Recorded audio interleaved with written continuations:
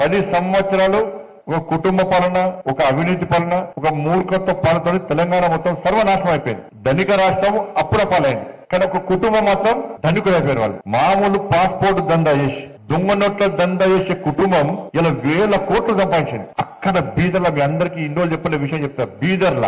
బీదర్లా ఇదే TRS party అగ్రనాయకుడికి printing press ఉండేయాడ.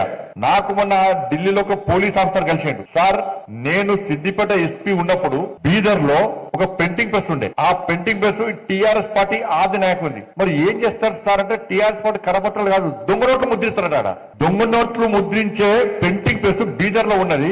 నేను ఆ ప్రింటింగ్ ప్రెస్ సీజ్ చేద్దామని పోయాను. పోయేసరికి రాష్ట్రంలో నుండి ఒక ముఖ్య నాయకుడు నాకు ఫోన్ చేసి, మీకు డ్యూటీ అక్కడ లేదు, మీరు అటు పోకండి అని చెప్పి నన్ను ఆదేశిస్తే నేను పోలేకపోయినా. అంటే దొంగ నోట్ల దంద కూడా చేసిరు వీళ్ళు. ఎన్నికలప్పుడు, ఉద్యమం అప్పుడు, ఎన్నికలప్పుడు బీఆర్ఎస్ టీఆర్ఎస్ పంచింది అన్ని కూడా దొంగ నోట్లే. మరి ఆ నోట్లు అప్పుడు ఎట్లా వెళ్ళిన, అప్పుడు దొంగ నోట్లు మనకు తెలియదు, కొత్త వాళ్ళకు పాత, వాళ్ళ ఎక్స్పర్ట్స్. మనం అంత ఖర్చు పెట్టిన తీసుకున్నా కానీ పంచిన అన్ని దొంగ నోట్లే. ఉద్యమం తర్వాత ఎన్నికలప్పుడు టీఆర్ఎస్ పంచిన పైసలు మొత్తం దొంగ నోట్లే. బీదర్ లో ముద్రించిన దొంగ నోట్లు అవి కుళ్ళ. ఇలా ఆ కుటుంబం ఇలా కోటీశ్వర్లు అయిపోయింది.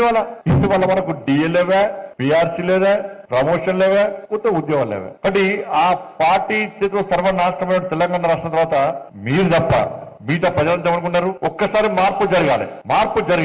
మార్పు జరిగితే ఇవాళ తెలంగాణ రాష్ట్రం కొంచెం బాగుపడతారు. ఈ కుటుంబ కబంధాస్తాల నుంచి తెలంగాణ రాష్ట్రాన్ని సాధించుకోవాలని చెప్పి మార్పు కోరుకున్న ప్రజలు భారతీయ జనతా పార్టీకి ఓటేయాలా, తప్పిపోయి కాంగ్రెస్ పార్టీకి ఓటేసారు. ఇప్పుడు కాంగ్రెస్ పార్టీకి ఓటేస్తే పరిస్థితి ఏంటి? వల్ల పేన మీకలు పోయి పోయేవాడు అయిపోయింది. నా ఘర్కా నా ఘాట్ కన్న పరిస్థితి అయిపోయింది. ఇవాళ పరిస్థితి ఎంతో ఒక్కసారి